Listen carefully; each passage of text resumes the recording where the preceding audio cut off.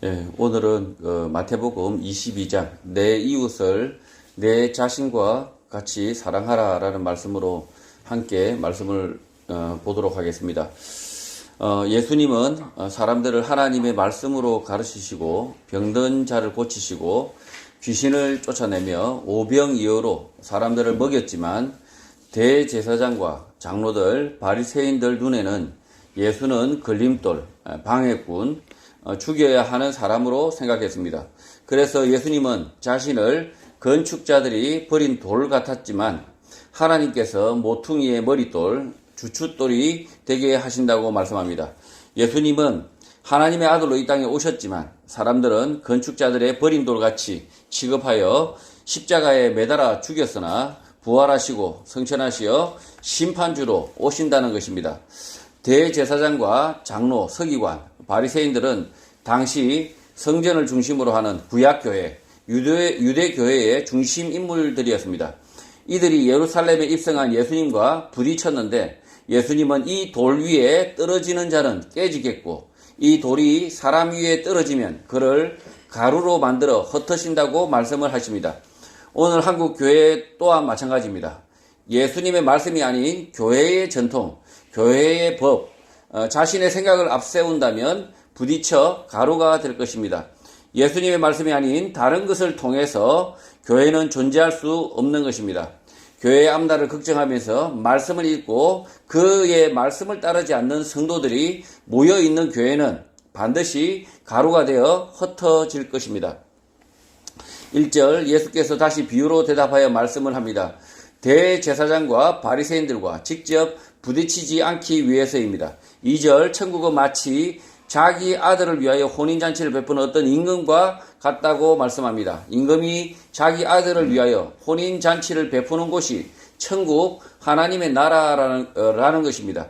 예수님은 지금 앞에 있는 제사장과 바리새인들은 천국에 들어오지 못한다라는 말씀을 하시려고 이렇게 비유로 말씀하는 것입니다. 지금 제사장과 바리새인들, 그 바리새인들의 그 위선적 태도를 예수님께서 이미 알고 계셨다는 거죠. 그래서 지금 이 천국 이 임금의 혼인잔치를 이렇게 비유로 말씀하시는데 요지는 뭐냐면 너희들은 들어오지 못한다는 겁니다. 너희들에게 천국은 없다라는 것입니다. 3절 그 종들을 보내어 그 청한 사람들을 혼인잔치에 오라 하였더니 오기를 싫어했다고 합니다. 억지 설정입니다. 임금이 청했는데 오기 싫다는 사람은 거의 없습니다. 제가 돈 많은 재벌이라 신라 호텔에 행사를 준비하고 뷔페를 청했다면 뷔페 먹으려고도 옵니다. 그런데 오기 싫어했다는 것입니다. 뷔페가 싫은 게 아니라 그 임금을 싫어했던 것입니다. 4절 다시 다른 종들을 보내며 이르되 청한 사람들에게 이르기를 내가 오찬을 준비하되 나의 소와 살진 짐승을 잡고 모든 것을 갖추었으니 혼인잔치에 오라고 전합니다. 특급 뷔페를 준비했다는 것입니다. 신라호텔 저녁 뷔페가 1인당 15만 5천 원인데 당시 임금이 차린 식사보다 더 나을 것이지만 예수님 당시 소와 살찐 짐승을 잡아서 먹을 기회는 잘 없었던 시대라 이런 잔치에는 웬만하면 빠지지 않는 것이 당연합니다. 사진 한번 보시면 이게 신라호텔 저녁 뷔페라고 합니다. 초대하는 사람이 미워도 뷔페는 맛있으니까 갈 수도 있죠. 그런데 지금 천국 잔치에 임금이 초대하고 있지만 그 임금이 미워서 임금이 싫어서 아주 그냥 잘 차려난 식사임에도 불구하고 가지 않는 이 사람들이 누굽니까? 대제사장과 바리새인들입니다. 5절 그들이 돌아보지도 않고 한 사람은 자기 밭으로 한 사람은 자기 사업하러 갔다고 합니다. 초대한 그 임금이 싫다는 것입니다. 다른 이유가 없는 것입니다. 6절 그 남은 자들은 종들을 잡아 모욕하고 죽였다고 합니다. 와서 밥 처먹으라고 초대했을 뿐인데 그 임금의 종들을 잡아 모욕하고 죽이기까지 하는 악한 짓을 하는 것입니다. 이 자들이 지금 밥 먹으라 이렇게 초대를 했는데 이유도 없이 이 종들을 초대하는 종들을 죽였다라고 지금 예수님이 고발하고 있습니다. 비유가 어처구니 없지만 지금 예수님과 대제사장, 바리새인의 관계가 이렇다는 것입니다. 대제사장과 바리새인들에게 아무런 해를 끼친 것이 없는데, 예수님이 그렇게 아무런 해를 끼친 것이 없는데 그들은 예수님에 대하여 이런 악행을 한 것입니다. 7절, 임금이 노하여 군대를 보내어 그 살인한 자들을 진멸하고 그 동네를 불살랐다고 합니다. 밥 먹기 싫다고 하여 죽은 것이 아니라 호의를 베푸는 임금의 종들을 죽였기 때문입니다. 8절, 이에 종들에게 이르되 혼인잔치는 준비되었으나 청한 사람들은 합당하지 아니했다고 말씀합니다. 청함을 받았던 이 사람들에게 기회가 없었던 것은 아닙니다. 와서 그저 밥만 먹기만 하면 되는 일입니다. 그러나 그들은 그렇게 하지 않았다는 것입니다. 9절, 내거리 길에 가서 사람을 만나는 대로 혼인잔치에 청하라고 분부를 하십니다. 원래 초대되었던 사람들이 잔치에 오기를 거부했고 그 잔치에 오지 않을 뿐 아니라 종들을 죽여 진멸되었기 때문에 다른 길거리 사람들에게 기회가 온 것입니다. 원래 이스라엘 유대인들에게 구원의 기회가 먼저 주어졌지만 그들이 거절하여 이 한국 땅까지 복음이 전해져 우리가 초대된 것입니다. 우리가 자격이 있어서가 아니라 하나님의 은혜로 이렇게 된 것입니다. 우리가 구원을 얻는 것은 천국 잔치 초청의 메시지를 길 가다가 들었다. 그 초청에 응했다는 것 뿐입니다. 그래서 그저 얻은 복음, 아무 자격 없음에도 불구하고 얻은 복음의 구원을 우리는 전해야 합니다. 초대를 해야 합니다. 제가 말씀을 전할 때 전도에 대하여 강조하지 않는 이유는 그저 구원을 얻었다. 자격 없는 내가 그저 구원을 얻었다라는 자각이 있다면, 양심이 있고 체면이 있다면 응당 복음을 전해야 하는 것입니다. 하나님의 말씀, 예수님의 말씀이 구원의 길이다, 생명의 길이다 라고 믿는다면 행동해야 하는 것입니다. 말씀 앞으로 초대를 해야 하는 것입니다. 저는 설교를 준비하고 함께 모였을 때 설교로 말씀을 함께 나누고 그 설교 영상을 유튜브를 통하여 남깁니다. 남기는 이유는 예수님의 말씀, 구원의 잔치에 다른 믿지 않는 사람들을 초대하고 싶기 때문입니다. 이유 없이 영상을 촬영하고 편집하여 올리지 않습니다. 예수 그리스도의 말씀만이 구원의 길이라고 믿고 그 구원의 길을 가는데 성도는 모여야 하고 교회로 두세 사람이라도 모여야 그 구원의 길, 십자가의 길, 진리의 길을 갈 수 있다. 온전하게 그 진리의 길을 갈 수 있다. 예수님께서 이렇게 당부하셨기 때문입니다. 지금 이렇게 혼자서 이렇게 예수를 믿겠다라고 하는 분들이 있습니다. 천당 못 갑니다. 못 갈 확률이 굉장히 높습니다. 왜냐하면 예수님이 그렇게 해서는 천당 못 간다. 천국에 이르지 못한다. 라고 예수님께서 말씀하셨기 때문입니다. 예수님께서 두세 사람이라도 정 교회로 모이기가 힘든다면 두세 사람이라도 모여라 라고 이야기합니다. 그렇게 해야만이 이 복음의 진리를 두세 사람이 지켜 나갈 수 있기 때문이다 라고 예수님께서 말씀을 하셨습니다. 그럼에도 불구하고 모이지 않는다. 정말 모이지 않는다. 이것은 구원의 길을 내팽개치는 겁니다. 그래서 교회가 지금 교회가 많이 타락했습니다. 교회가 엉망진창입니다. 그럼에도 불구하고 이 복음을 들은 사람들, 예수 그리스도의 말씀을 받드는 사람들, 예수 그리스도의 말씀만을 받드는 사람들은 두세 사람이라도 모여야 되는 것입니다. 두세 사람이 모여서 하는 일이 뭘까요? 예수님의 말씀, 진리의 말씀이 과연 어느 말씀이 예수님의 말씀이고 어느 말씀이 거짓이고 분별하라는 것입니다. 혼자서는 이렇게 분별하기가 쉽지 않습니다. 혼자서 이 구원의 길, 이 캄캄한 밤에 길을 찾아가는 것이 쉽지 않습니다. 혼자서 가다가 길을 잃을 수 있습니다. 그래서 이 교회, 예수님께서는 교회로 모여라. 두세 사람이라도 함께 모여서 기도하라. 그리고 말씀을 보라. 그리고 말씀을 서로 나눠라. 라고 말씀하셨고, 그 가운데 내가 함께 하겠다라고 약속을 하실 것입니다.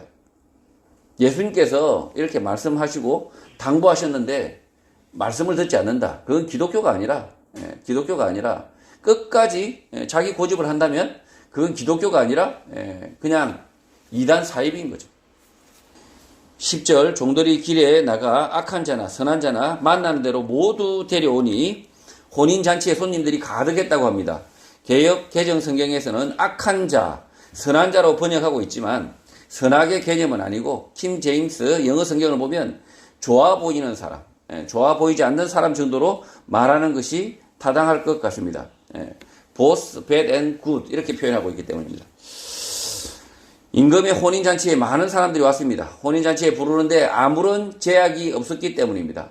지금 길에 나가서 좀 이렇게 선한 사람, 악한 사람 부르는 것이 아니라 그냥 좀 괜찮아 보이는 사람, 좀 덜 괜찮아 보이는 사람, 이런 사람들을 그냥 아무런 조건 없이 청했다. 그러니까 흑인종이든 백인종이든 뭐 동양인이든 그 인종과 신분과 그 모든 것을 이렇게 따지지 않고 차별 없이 복음은 이 땅에 전해졌다라는 것입니다. 11절 임금이 손님들을 보러 들어올세 거기서 예복을 입지 않은 한 사람을 보았다고 합니다. 그 시대 사람들은 혼인잔치에 초대받았을 때 평상복과 다르게 보이는 옷이 있었던 것 같습니다. 예복을 입는 이유는 입는 그 자신을 위하는 것이 아니라 혼인잔치에 초대를 하는 혼주에 대한 고마움에 대한 표시, 최소한의 예의인 것입니다. 12절 이르되 친구여 어찌하여 예복을 입지 않고 여기 들어왔느냐 하니 그가 아무 말도 못했다고 합니다. 누구나 초대되었지만 그러나 이 잔치는 임금의 혼인잔치입니다. 혼인잔치에 대한 조그만 예의, 아주 최소한의 감사는 있었어야 하는데 그것도 없이 잔치에 온 것입니다.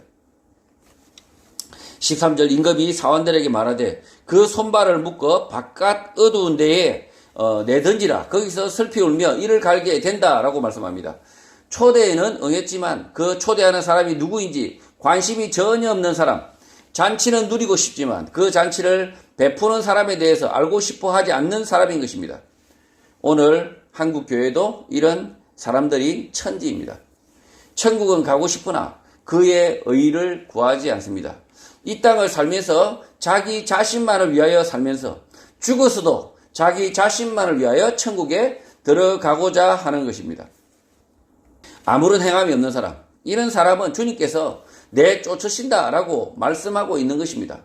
뭐 대단히 뭐 이렇게 초대된 이 손님이 뭐 대단한 일을 하라고 하는 것이 아닙니다. 잘 먹고 감사를 표시하든지 뭔가 최소한의 예의만을 표시하라. 최소한의 예의가 뭡니까? 지금 예수님께서 말씀하셨어요. 그 나라, 그의 나라와 그의 의를 구하라. 그의 나라에 가고자 하는 자는, 그의 나라에 초대된 자는 그의 의를 구하라. 이 땅에서 조그만한 그의 정의를 구하라, 공의를 구하라라고 지금 이렇게 예수님은 말씀하고 계시는 겁니다. 뭔가 이렇게 우리가 그리스도인이 되어서 이렇게 아무것도 하지 않는 성도들이 너무나 많습니다. 지금 한국 교회에 다들 기만 천국 가게 생겼습니다. 이 말씀을 듣고도 전혀 행함이 없다. 그 대단한 행함을 보이라는 것도 아니고, 조그만 성의, 그 하나님의 그 의를 구하는, 그 의를 구하는 것도 그렇게 어려운 것도 아닌 거죠. 뭔가 이렇게 차별되고, 뭔가 억울하고, 그것에 대해서 말만 그저 보태면 되는 거죠. 말만 보태도. 말만 보태도 되는데, 불의에 침묵합니다. 아무런 죄 없는 사람이 도적질 당하고 피를 흘리고 있음에도 불구하고 내 일 아니니까 남 일이니까 모른 척하고 눈 감고 침묵하고 이렇게는 하지 말라는 거죠. 지금 이렇게 청함을 받고 이렇게 잔치에 와서 밥을 먹는데 아무런 이 감사함도 없고 심지어 조그마한 예의도 없는 그런 무리한 사람들이 한국교회에 너무나 많다는 거죠. 그래서 지금 이 말씀을 주신 이 예수님께서 이렇게 말씀하신 이유는 그런 자들이 지금 이 한국교회도 그렇고 앞으로 올 교회도 그렇고 그럴 교인들이 있을 것이라는 거죠. 천국 가는 것도 자기 욕심 때문이고 결국은 교회 나온 것도 자기 욕심 때문이고 그 하나님의 그 초대하는 그 사람에 대해서 그 주인에 대해서 아무런 관심이 없는 거죠. 14절 청함을 받은 자는 많되 택감을 입은 자는 적다고 말씀합니다. 그 나라에는 많은 사람들이 청함을 받았고 들어가고자 하는 사람은 많지만 그의 의를 구하며 사는 단순한 순종, 그 조그만 실천도 하지 않는다는 것입니다. 그래서 결국 천국에 들어가는 자는 소수다라고 말씀하고 있는 것입니다. 조금 순종하는 그 순종도 하지 않아서 택함을 입지 못한다는 것입니다. 15절 이에 바리새인들이 가서 어떻게 하면 예수를 말의 올무에 걸리게 할까 상의했다고 합니다. 예수님은 대제사장과 바리새인들이 겉으로는 선을 행하는 것 같지만 위선이고 악한 일만 하여서 결국 지옥에 갈 것이다 라고 말씀했기 때문입니다. 16절 자기 제자들을 헤롯 당원들과 함께 예수께 보내어 말하되 선생님이여 우리가 아노니 당신은 참되시고 진리로 하나님의 도를 가르치시며 아무도 꺼리끼는 일이 없으시니 이는 사람을 외모로 보지 않기 때문이다 라고 말합니다. 바리새인들은 자신들과 생각이 전혀 다른 헤롯 당원들을 부추겨 예수님 앞에 보내어 말꼬리를 잡으려고 함정을 파려고 했던 것입니다. 그러나 예수님이 헤롯 당원에 대한 거부감으로 아무런 대답을 하지 않으면 곤란하니까 이렇게 말하는 것입니다. 지금 이 바리새인들하고 이 헤롯 당원들하고는 앙숙입니다. 앙숙인데 예수님을 잡으려고 지금 이 헤롯 당원들이 지금 이 바리새인들을 이렇게 바리새인들이 헤롯 당원들을 부추긴 거죠. 참 희한한 게 이 민주당 지금 국힘당 이 두 사람들이 보통은 손을 안 잡잖아요. 손을 안 잡습니다. 그런데 지금 자신들의 공동의 목표를 이렇게 무찌르기 위해서 지금 합친 거하고 똑같은 거죠. 바리새인들과 헤롯 당원들이 원래는 합칠 이유가 없었던 거죠. 그런데도 지금 이렇게 합세를 해가지고 지금 예수님 앞에 와서 이렇게 질문을 하고 있습니다. 참되고 진리로 하나님의 도를 가르친다. 아무도 꺼리는 일이 없고 사람을 외모로 보지 않는다라는 말은 바리새인들이 실제 관찰한 바 사실이라 자신들도 이렇게 말하고 있는 것입니다. 바리새인들은 이런 예수님을 이유 없이 모함하고자 죽이고자 하고 있는 것입니다. 17절 그러면 당신의 생각에는 어떠한지 우리에게 이르소서. 가이사에게 세금을 바치는 것이 옳으니까 옳지 않습니까? 라고 묻습니다. 가이사는 당시 로마의 황제를 칭하는 말입니다. 로마의 식민지가 된 이스라엘은 분봉왕이 있으나 세금을 로마에 바쳤던 것입니다. 헤롯 당원들은 유대인들이 로마의 집단으로 저항하면 헤롯 왕과 분봉왕의 자리를 지킬 수가 없고 통치를 할 수 없기 때문에 예수님이 로마의 세금 내기를 거부하는 말을 하면 그 자리에서 체포하려고 했던 것입니다. 반대로 로마에 세금을 내야 한다라고 예수님이 대답을 하면 이스라엘을 로마로부터 해방을 가져다 줄 것이라고 믿는 군중들이 실망하여서 예수님을 떠날 것이라고 믿어 그렇게 질문한 것입니다. 지금 이 앞에 헤롯 당원을 세워놓은 거죠. 그래서 바리새인들이 그렇게 질문한 겁니다. 그래서 예수님이 이렇게 세금을 내라, 로마에 세금을 내라 이렇게 하면 그 민심이 예수님을 떠날 것이다. 역시 이 친일 부역자 이런 것처럼 로마 부역자 예수 이러면서 이 이스라엘의 해방을 가져다 줄 것이라고 기대하고 모였던 이 사람들이 예수를 다 떠날 것이다 라고 생각해서 지금 헤롯 당원들을 데리고 앞에 와서 질문을 했던 것이죠. 18절 예수께서 그들의 악함을 아시고 이르시되 외식하는 자들아 어찌하여 나를 시험하느냐라고 말씀합니다. 외식은 보기 좋게 꾸미어 드러내는 것을 말합니다. 바깥 외자 꾸밀 식인데 장식할 때 그 식입니다. 그러나 외식하는 자보다 위선자라고 표현하는 게 더 맞을 것 같습니다. 바리새인들은 겉으로는 선한 척하지만 속은 악해서 예수님을 시험하고 있다는 것입니다. 지금 이 외식하는 자들아 이러면 조금 이렇게 강도가 약합니다. 뭔가 외식, 뭐 바깥으로 꾸미는 자들아 이건 좀 약하죠. 이것보다 더 센 게 뭡니까?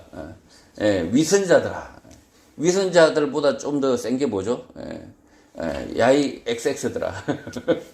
지금 예수님께서 지금 이 외식하는 자들아라고 지금 이렇게 말씀하셨지만 사실은 이 말씀은 야이 날강도 새끼들아, 야이 도둑놈들아, 야이 사기꾼놈들아 라는 말씀하고 똑같습니다. 사실은.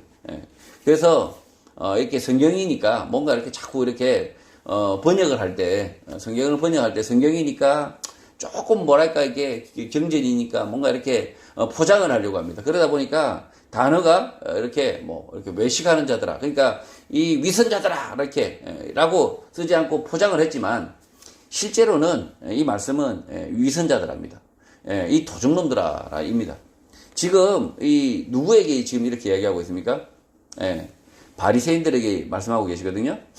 근데 이 바리새인들에게 이렇게 말씀하시는데 지금 이 위선자들아, 이 도둑놈들아는 지금 예수님께서 말씀하시면 오늘 시대에 말씀하시면 누구를 말씀하겠습니까? 이 목사 새끼들아, 이 장로 새끼들아, 이렇게 지금 말씀하고 있다는 거죠. 이 말씀이 누구를 향하겠습니까, 지금? 누가 위선하고, 누가 이렇게 겉으로는 착한 척하고, 행함이 아무것도 없는, 악한 인간들이 어디에 있겠습니까? 이 위선자들은 어디에 있겠습니까? 교회에 있습니다. 그래서 이 교회에 있기 때문에 이 말씀을 외식하는 자들아라고 이렇게 번역할 것이 아니라 이 도둑놈들아, 이 위선자들아라고 봐야 된다는 거죠. 19절 세금 낼 돈을 내게 보이라 하시니 데나리온 하나를 가져왔다고 합니다. 데나리온은 은 3.85g을 가지고 주저한 화폐로 50원짜리 동전 무게와 비슷하고 가치는 당시 노동자 하루 품삯에 해당합니다. 사진은 보시면 되고요. 동전요. 사진을 보시면 아주 이렇게 털이 이렇게 근엄한 이렇게 흉상이 있습니다. 가이사의 흉상이죠. 20절 예수께서 말씀하시되 이 형상과 이 글이 누구의 것이냐라고 묻습니다. 이 동전에는 아우구스투스 카이사르 로마 제국의 초대 황제의 얼굴이 새겨져 있었던 것 같습니다. 21절 이르되 가이사의 것이니이다. 이에 이르시되 그런즉 가이사의 것은 가이사에게 하나님의 것은 하나님께 바치라 라고 답을 하십니다. 자신이 살고 있는 이 땅이 가이사의 것이라고 생각한다면 가이사에게 세금을 바쳐야 하고 이 땅이 하나님의 것이라고 생각한다면 하나님께 바쳐야 한다라고 하신 것입니다. 이 말씀에 대한 오해가 있습니다. 이 말씀은 잘못된 현실 가운데 순응하며 살라고 주신 말씀이 아닙니다. 이게 뭔가 아주 그냥 세상과 타협하면서 살라고 주신 말씀이 아닙니다. 순응하거나 타협하거나 그렇게 하라고 지혜롭게 그냥 돌아가라고 주신 말씀이 아닙니다. 바리새인들이 헤롯 당원들 앞에서 어떻게 순응하는지 어떻게 굴복하는지 보려고 이렇게 질문을 하였는데, 그러니까 예수님이 굴복하는지 안 하는지 보려고 했는데 예수님이 현실에 순응하여 이렇게 답하셨다, 절충하여 답하셨다 라고 생각하면 엉터리가 되는 것입니다. 지금 예수님이 이렇게 절충하거나 순응하거나 굴복하는 이 말씀이 아니라는 거죠.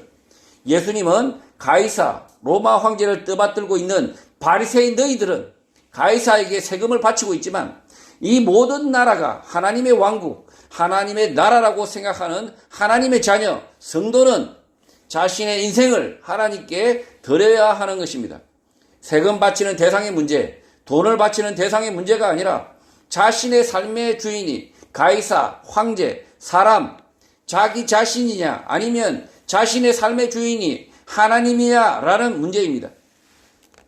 자신을 주인으로 삼고 사는 사람은 자신을 가이사 황제로 섬기는 사람들입니다. 하나님이 자기 인생의 주인이 아닙니다. 내 인생은 나의 것인 사람인 것입니다. 1983년 가수 김현준이 민혜경과 함께 부른 노래 내 인생은 나의 것이라는 가사 첫 소절입니다. 내 인생은 나의 것, 내 인생은 나의 것, 그냥 나에게 맡겨주세요. 내 인생은 나의 것, 내 인생은 나의 것, 나는 모든 걸 책임질 수 있어요. 많이 들어보셨죠? 민혜경이가 부른 줄 알겠지만 그러나 실제 이 노래의 주인공은 김현준입니다. 김현준이 자신의 앨범에서 민혜경과 함께 노래를 불러 히트를 했는데 김현준의 노래가 아니라 민혜경의 노래로만 알려지게 됩니다. 이 노래를 돕는 피처링하는 민혜경이 노래를 부를 때 가사와 마찬가지로 조금 반항적으로 부르게 됩니다. 그래서 이 노래는 청소년들에게 해를 끼친다고 학부모들이 항의를 하여 금지곡이 되어서 순위에서 사라지게 됩니다. 지금 민혜경이가 조금 좀 껌 좀 씹는 것처럼 보이잖아요. 좀 반항기가 있어 보이고 그런데 노래 부르면서 또 일부러 또 이 가사에 맞게끔 가사에 심취해가지고 아주 좀 반항기 있는, 그렇게 아주 그냥 부릅니다. 아주 그냥 그렇게 그런 눈빛으로 부르니까 학부모들이 항의를 한 거죠. 지금 부모님 말씀 안 듣고 내 인생은 나의 것 이러면서 그냥 제멋대로 살겠다고 하니까 애들이 그 노래 듣고 그냥 반항할까봐 항의를 해서 결국은 그때 당시 1983년이니까 군사정권되지 않습니까? 전두환 정권됩니다. 그러다 보니까 그때 당시에는 뭐 미풍양속을 해치는 이런 노래들은 금지고 아예 노래를 아예 금지를 해버렸습니다. 팔거나 틀지를 아예 못하도록 해버렸습니다. 가수 김현주는 내 인생은 나의 것, 나는 모든 걸 책임질 수 있다고 노래를 불렀지만 아무것도 책임을 지지 못하는 것입니다. 김현준이가 내 인생은 나의 것이라고 노래 불렀지만 자기 인생에 자기 마음대로 된 게 하나도 없다는 거죠. 인생의 주인이 나 자신입니까? 아니면 이 하나님입니까? 나 자신이 모든 걸 책임지고 사라집니까? 진짜 사라집니까? 자기 인생을? 하나님의 아들이신 예수님도 자기의 원대로 하지 않으시고 자신을 들여 순종의 모범을 보였습니다. 내 인생은 나의 것이 아니라 하나님의 것이어야 하는 것입니다.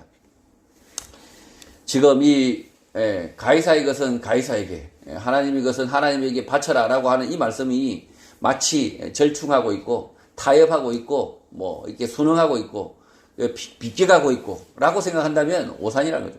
절대 비껴가는 것이 아니라 오히려 돌직구라는 거죠. 오히려 가이사의 것으로 살 것이냐 아니면 하나님의 것으로 살 것이냐 이 둘 중에 하나를 선택하라 라는 말씀이었다는 거죠. 22절 그들이 이 말씀을 듣고 놀랍게 여겨 예수를 떠나갔다고 합니다. 예수님을 모함하고자 찾아왔으나 헤롯 당원들은 로마의 식민지의 부역함에 살고 있는 자신들의 비굴함, 나약함을 깨닫게 되었고 바리새인들은 자신의 삶을 하나님께 바치지 않는 악함을 자각하게 된 것입니다. 그러나 이런 깨달음이 회개의 돌이킴으로 바뀌지 않는 한 아무 소용이 없는 것입니다. 지금 이 앞에 와 있는 헤롯 당원들, 그 다음에 바리새인들이 자신들이 무슨 삶을 살고 있습니까? 자신들을 위해서 살고 있지 않습니까? 자신들을 위해서. 그리고 가이사를 위해서 살고 있지 않습니까? 이 자신들의 그 비굴함, 나약함을 예수님께서 지적하신 거예요. 너희들은 하나님의 백성이 아니냐?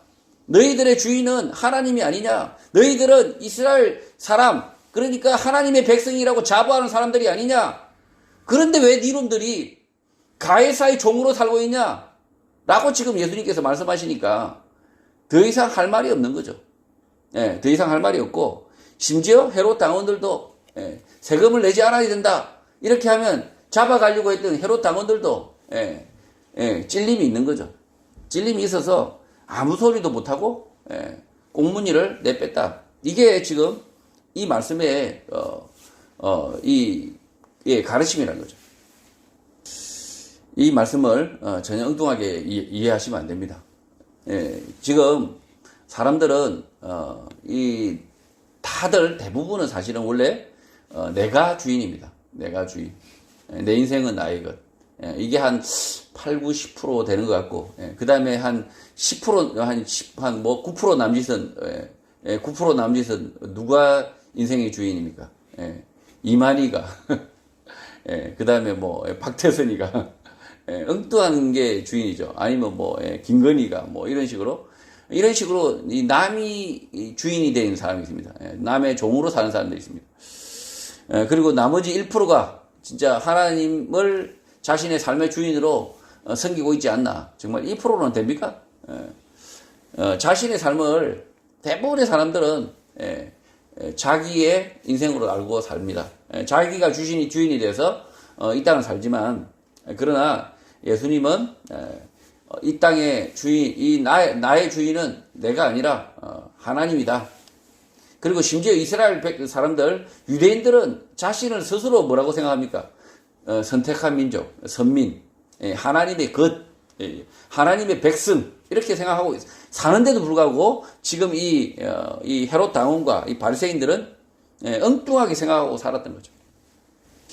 그래서 뭔가 이렇게 나 자신이 주인인 사람들은 결국은 구원을 얻지 못합니다.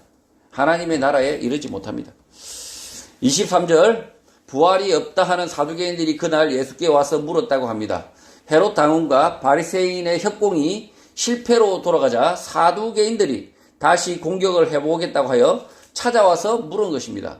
지금 이 헤롯 당원과 바리새인들이 공격 실패하니까 사두개인들이 비웃으면서 내가 진짜 우리 이 사두개인들이 한번 질문해서 예수를 한번 굴복시켜 볼게 하면서 찾아간 것이죠.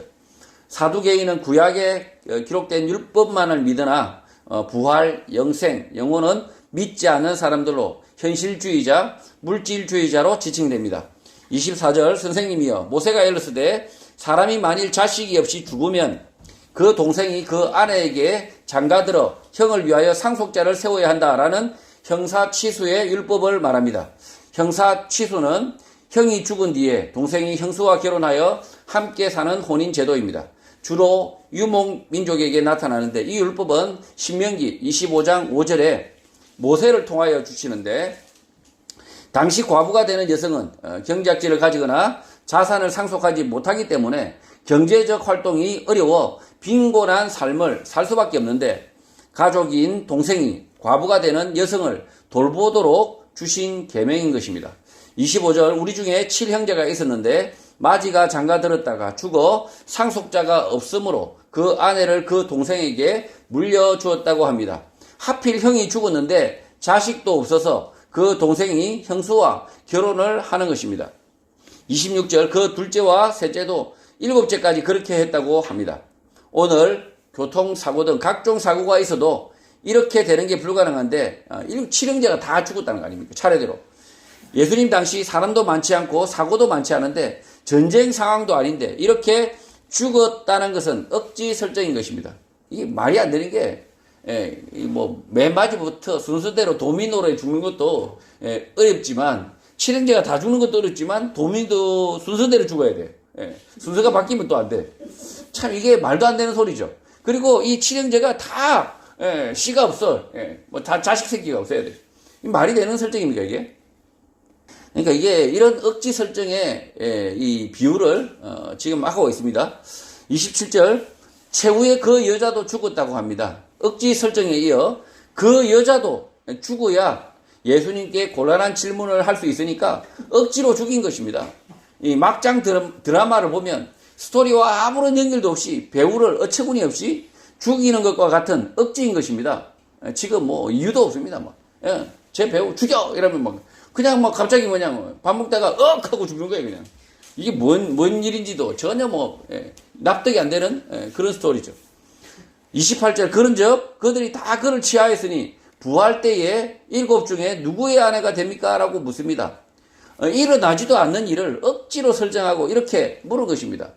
지금 이 질문이 현실에 있기는 하면 모르겠지만 전혀 있지도 않는 이야기를 갖다가 이렇게 지어내고 있다는 거죠. 29절 예수께서 대답하여 이르시되 너희가 성경도 하나님의 능력도 알지 못하는 거로 오해하였다고 말씀합니다. 사두개인이 이렇게 질문하는 것은 잘못인데 그 이유는 구약 성경을 모르기 때문이고 하나님의 능력도 모르기 때문이라는 것입니다. 개역 개정에서는 오해라고 되어 있으나 악의가 없는 것이 오해여서 틀린 번역으로 보입니다. 사두개인들이 오해를 하는 것이 아니라 잘못된 질문, 악한 질문을 하고 있다는 것입니다.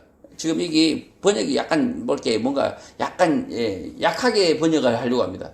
성경의 말씀이니까 조금 더 뭔가 이렇게 순한 맛으로 이렇게 번역하려고 하는데 지금 이 오해라고 지금 이렇게 기록하고 있는데 실제로는 이 사두개인들은 악한 마음으로 지금 이렇게 터무니없는 질문을 하고 있습니다. 몰라서 이렇게 질문하고 있는 게 아니라는 거죠.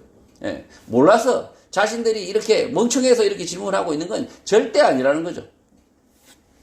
30절 부활 때에는 장가도 아니가고 시집도 아니가고 하늘에 있는 천사들과 같다고 말씀합니다.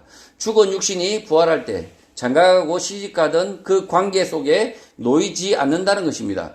31절 죽은 자의 부활을 논할진대 하나님이 너희에게 말씀하신 바가 있다고 합니다. 출애굽기 3장 6절의 말씀입니다. 32절 나는 아브라함이 하나님이요 이삭의 하나님이요 야곱의 하나님이로라 하신 것을 읽어보지 못하였느냐? 하나님은 죽은 자의 하나님이 아니요 살아있는 자의 하나님이라고 말씀합니다. 떨기 나무 가운데 나타나신 하나님께서 모세에게 자신을 나타낼 때 아브라함의 하나님, 이삭의 하나님, 야곱의 하나님이라고 하셨지만 그때 이미 아브라함, 이삭, 야곱은 죽은 지 400년이 흘러서 뼈가 땅에 묻혀 있었고 그래서 이미 뼈가 아주 그냥 땅에 묻혀가지고 뼈가루라도 남았겠습니까? 그 후손들은 애굽에서 노예 생활을 하고 있었던 것입니다. 그런데도 지금 이렇게 400년이 지난 이 시점에 이 하나님은 자신을 나타낼 때 이삭의 하나님, 아브라함의 하나님, 이삭의 하나님, 야곱의 하나님이다 라고 이렇게 자기를 지칭했던 것이죠. 그런데 죽은 자의 하나님이 아니라 살아있는 자의 하나님이라고 예수님은 다시 말씀하십니다. 죽으면 끝이다. 부활 영생이 없다 라고 생각하는 사두개인들에게 모세에게 나타난 하나님은 이미 죽은 아브라함, 이삭, 야곱을 언급하면 안 되는 것입니다. 사두개인들이 부활 영생이 없다고 주장하고 있고 하나님은 살아 계신다고 믿고 있어서 그 하나님이 죽은 아브라함, 이삭, 야곱의 하나님이라고 말씀하실 이유가 없다는 것입니다. 사두개인들은 하나님은 살아 계신다, 영원하시다 라고 믿으면서도 죽으면 끝이다 라고 생각하면서 죽은 아브라함, 이삭, 야곱을 자기 조상에서 지우지 않고 자랑스러워하는 모순적 은행을 했던 것입니다. 이 지금 사두개인들의 그 행태가 정말 어처구니가 없죠. 하나님은 영원하시고 하나님은 살아계시지만 그러나 지금 자신들이 자랑스러워하는 아브라함, 이삭, 야곱 이 조상들은 조상들은 자랑스러워하는데 이미 죽었다 이 말이에요. 이미 죽었는데 그러면 그들이 죽으면 끝이다. 그러면 끝이면 버려야죠. 이미 자신들이 아브라함, 이삭, 야곱의 후손이라고 생각하는 것 자체가 문제가 있는 거죠. 이미 죽으면 끝이라면서요. 아무것도 아니라면서요. 그래서 지금 이 사두개인들에게 지금 이렇게 예수님께서 지적하고 계시는 거죠. 33절 무리가 듣고 그의 가르치심에 놀랐다고 합니다. 영원한 하나님은 믿으면서 부활 영생은 없다고 믿는 사두개인의 위선, 모순을 이미 죽은 조상 아브라함, 이삭, 야곱을 네 족보에서 지워라 라는 말씀으로 드러내신 것입니다. 이미 죽은 조상 아브라함, 이삭, 야곱은 자신의 후손을 통하여 메시아를 통하여 부활과 영생을 주신다는 하나님의 말씀을 믿고 숨졌던 것입니다. 지금 아브라함, 이삭, 야곱은 장차 자신들을 통해서 자신의 후손을 통해서 영생, 구원을 주신다. 이 죽음의 문제를 해결해 주신다라는 것을 믿었습니다. 믿었습니다. 그래서 그들은 이 약속 가운데서 죽었다는 거죠. 자신들의 후손을 통해서 메시아를 주신다라는 그 약속을 믿고 죽었다. 그러나 그들이 죽어서 없어지는 것이 아니라 부활한다, 영생한다 라는 사실을 믿고 죽었다는 거죠. 부활과 영생이 없다면 이미 죽은 아브라함과 이삭과 야곱의 하나님이라고 자신을 밝히는 하나님을 믿는 것은 불가능한 것입니다. 이렇게 이 아브라함과 이삭과 야곱에게 부활과 영생의 약속을 주셨는데 그 하나님을 믿는 것이 불가능하다는 거죠. 부활과 영생이 없다면 죽은 아브라함과 이삭과 야곱을 구약에서 지워야 하는데 사두개인들은 매우 당황스러운 것입니다. 34절 예수께서 사두개인들로 대답할 수 없게 하셨다 함을 바리새인들이 듣고 모였다고 합니다. 지금 바리새인들이 사두개인들이 아주 그냥 참패를 했다는 소식을 듣고 속으로 어떻게 생각했겠습니까? 꽃이다. 그러니까 예수님한테 졌다 소리 들으니까 사두개인들이 아마 덕이 만만했을 거 아닙니까? 우리가 예수님을 한번 말로서 굴복시켜 보겠다라고 했는데 그 의기양양하던 사두개인들이 가서 그냥 완전히 이렇게 아주 그냥 코가 납작해졌다 이런 소리 듣고 바리새인들이 듣고 아주 좋아했다는 거죠. 사두개인들에게 예수님은 부활 영생이 없다고 말하리거든 죽은 조상 아브라함, 이삭, 야곱도 없는 것으로 하라, 무시하라라고 질책을 하실 것입니다. 사두개인과 생각이 달랐던 바리새인들은 쌤통이다, 고소하다라고 생각했을 것 같습니다. 35절 그 중에 한 율법사가 예수를 시험하여 물었다고 합니다. 바리새인 가운데 율법사입니다. 36절 선생님 율법 중에서 어느 계명이 큽니까? 라고 묻습니다. 이 율법사는 율법의 높고 낮음, 위계를 묻습니다. 큰 계명과 작은 계명이 있다고 믿기 때문에 이렇게 물은 것 같습니다. 이렇게 물은 이유는 당시 바리새인들이 지키고 있는 율법들이 대단히 많았고 자신들이 만들거나 정해놓은 율법의 위계가 높낮이가 대단히 복잡하여 예수님이 도저히 알 수 없다, 모른다, 답을 할 수 없을 것이라고 생각했기 때문입니다. 사두개인들의 입을 닫도록 만드신 예수님에게 바리새인들이 복수를 하려고 했던 것입니다. 37절 예수께서 이르시되 내 마음을 다하고 목숨을 다하고 뜻을 다하여 주 너의 하나님을 사랑하라 라고 하나님께서 말씀하셨다고 합니다. 바리새인 율법사는 많은 율법들 가운데 가장 큰 계명을 찾아서 답을 하시면 그것을 트집잡아 비난하려고 했지만 예수님은 전인격적으로 하나님을 사랑하라, 모든 율법을 모두 지켜라 라고 말씀하고 계신 것입니다. 이 말씀은 신명기 6장 5절의 말씀 인용인 것입니다. 신명기 6장 5절입니다. 너는 마음을 다하고 뜻을 다하고 힘을 다하여 내 하나님 여호와를 사랑하라. 바리새인들은 율법 가운데 가장 중요한 계명, 가장 큰 계명을 자신들이 정하고 있었는데 예수님은 모든 율법이 다 중요하다, 모두 지켜라, 하나님을 사랑하라 라고 답하신 것입니다. 38절 이것이 크고 첫째 되는 계명이라고 말씀합니다. 예수님은 가장 첫 번째 계명이라고 말씀을 하시는데 사실은 모든 율법을 포함하고 있습니다. 계명에는 위계, 높고 낮음이 원래 없었기 때문입니다. 우리나라 형법 체계에서는 헌법, 법률, 시행령, 규칙 순으로 위계가 정해지고 형법에서는 연쇄살인, 내란 범죄 등과 같이 사형에 처해지는 법조항이 가장 중요한 조항이 되고 있습니다. 그러나 하나님 나라의 법은 하나님을 사랑하라 라는 말씀과 같이 법의 위계가 없고 모든 율법이 지켜져야 한다는 것입니다. 예수님께서 첫째 계명은 하나님을 사랑하라. 그러니까 이게 가장 큰 계명이다 라고 생각하면 착각이라는 거죠. 계명의 위계는 없다는 겁니다. 지금 예수님께서 이렇게 말씀하시는 이유는 전인격적으로 살아라. 모든 계명을 지켜라. 모든 계명을 지켜라. 모든 계명을 지키려고 노력하라 라는 말씀이란 거죠. 이 하나님을 사랑하라 라는 말씀에 포함되어 있는 말씀이 뭐냐면 계명에는 위계가 없다. 아주 사소한 계명도 그 율법도 지키려고 노력해야 된다 라고 하는 예수님의 말씀이 깔려 있는 거죠. 그러다 보니까 지금 예수님이 계명의 위계가 없다라고 지금 말씀하시는데도 첫째, 둘째 이렇게 이야기하니까 그래 첫 번째 계명이 하나님 사랑, 두 번째 사랑이 이웃 사랑 이렇게 정하는 건 모순이죠. 계명의 위계가 없다고 말씀하는데 1등과 2등을 정하면 어떡합니까? 39절 둘째도 그와 같으니 내 이웃을 내 자신과 같이 사랑하라고 말씀합니다. 둘째지만 첫째와 다를 바 없다, 같다고 말씀합니다. 계명의 위계는 없다라는 말씀과 더불어 내 이웃을 내 자신같이 사랑하라 라고 말씀하십니다. 사람에 관한 모든 율법을 모두 지켜라, 모든 노력을 다하여 이웃을 사랑하라 라고 말씀하신 것입니다. 지금 하나님을 사랑하라, 내 이웃을 사랑하라, 이게 계명, 계명입니까?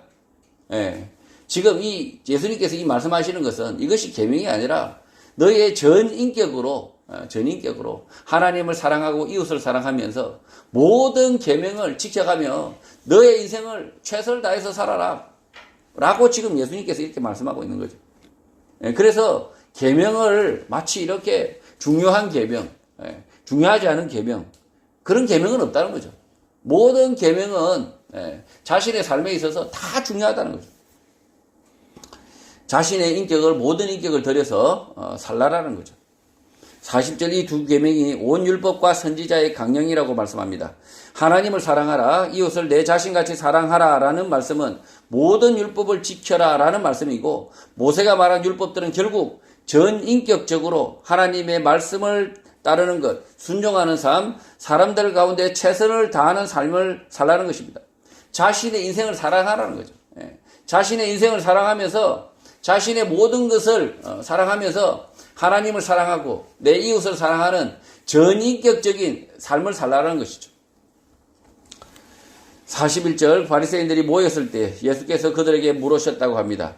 바리새인들이 질문으로 예수님을 곤혹스럽게 하려고 했는데 실패하고 이제는 예수님께서 바리새인들에게 질문하여 그들을 곤혹스럽게 하려고 합니다. 42절 너희는 그리스도에 대하여 어떻게 생각하느냐? 누구의 자손이냐? 대답하되 다윗의 자손이다 라고 답합니다. 43절 이르시되 그러면 다윗이 성령에 감동되어 어찌 그리스도를 주라 칭하여 말하고 있느냐라고 묻습니다. 그리스도는 다윗의 자손인데 다윗이 자신의 자손, 후손을 주라 칭한다는 것입니다. 모순인데 설명을 한번 해보라는 것입니다. 44절 주께서 내 주께 이르시되 내가 내 원수를 내 발 아래에 둘 때까지 내 우편에 앉아 있으라 하셨도다 하였느냐라고 묻습니다. 그리스도께서 다윗에게 원수들이 항복할 때까지 내 우편에 앉아 있기만 하면 된다. 가만히 앉아 있기만 하면 된다라고 말씀했다는 것입니다. 45절 다윗이 그리스도를 주라 칭하였은즉 어찌 그의 자손이 되겠느냐라고 묻습니다. 다윗이 그리스도를 주라 칭했으니 그리스도는 다윗의 자손이 아니라는 것입니다. 그리스도가 다윗의 자손이라는 자신들의 가르침과 상호 모순이 되는 것입니다. 그러니까 이게 다윗이 그리스도를 주라 칭했는데 그리스도는 다윗의 후손이다 라고 지금 이렇게 가르치고 있잖아요. 그러니까 이게 모순된다는 거죠. 46절 한마디도 능히 대답하는 자가 없고 그날부터 감히 그에게 묻는 자도 없었다고 마태는 기록하고 있습니다. 예수님은 다윗의 후손으로 오셨지만 육신의 후손이 아니라 성육신 하신 것입니다. 그래서 다윗의 혈통, 가문, 그 집을 통해서 그 아기 예수로 오셨지만 성령으로 잉태하여 다윗의 후손, 육신의 후손은 아닌 것입니다. 예수 그리스도에 대하여 알지 못하는 바리새인들은 애시당초 답을 할 수 없는 질문을 예수님이 하신 것입니다. 지금 예수님께서 그리스도 자신에 대해서 말씀하고 계시는 것입니다. 자신의 탄생의 비밀에 대해서 말씀하고 있는 겁니다. 지금 이 다윗의 후손, 그 요셉과 그 마리아의 그 두 부부 사이에 그 마리아의 몸을 빌려서 오셨지만 그러나 예수님은 다윗의 육신의 혈통이 아니었다는 거죠. 성령으로 잉태하셔서 이 땅에 오셨다라고 지금 예수님께서 말씀하고 계시는 것입니다. 성도 여러분, 예수님은 다윗의 후손 요셉과 마리아를 통하여 오셨지만 육신 다윗의 혈통 후손으로 오신 것이 아니라 성령으로 성육신 하신 것입니다. 예수님은 그리스도 하나님의 아들로 모든 사람의 구주가 되십니다. 예수 그리스도를 믿는 믿음으로만 구원을 얻을 수 있습니다. 내가 내 인생의 주인이 되는 순간 나의 삶도 없고 영원한 나라, 하나님의 나라도 없는 것입니다. 예수 그리스도만 나의 삶의 주인으로 삼고 영생 얻는 성도가 되시기를 주님의 이름으로 축복합니다.